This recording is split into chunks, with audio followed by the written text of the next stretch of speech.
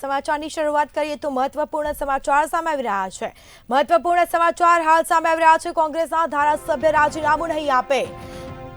વિમલ ચુડાસમા રાજીનામું નહીં આપે। રાજીનામું આપવાની અટકળો ચાલી હતી। વિમલ ચુડાસમાએ મીડિયા સામે સ્પષ્ટતા કરી છે। મહત્વપૂર્ણ સમાચાર કહી શકાય। કોંગ્રેસના વફાદાર સૈનિક તરીકે હું કોંગ્રેસમાં જ રહીશ તેવા અનેક નિવેદનો પણ સામે આવી રહ્યા છે।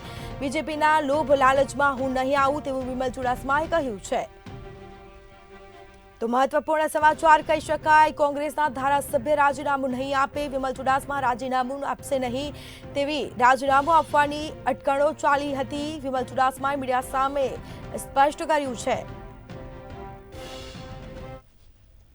લગભગ 6 વર્ષથી હું સ્પષ્ટતા આપું છું જે કે મારું નામ આવતું હોય છે એ મને બદનામ કરવા માટે થઈને આવતું હોય છે અને કોંગ્રેસ પાર્ટીએ ઘણું બધું મને આપ્યું છે।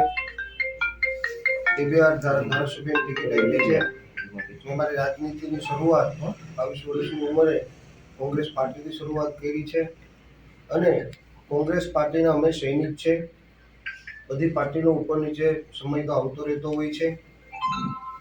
મારી નેવું સોમનાથના વિધાનસભાના લોકોએ કોંગ્રેસ પાર્ટીના સિમ્બલ ઉપર મને 2 વાર મત આપીને વિજય બનાવ્યો છે।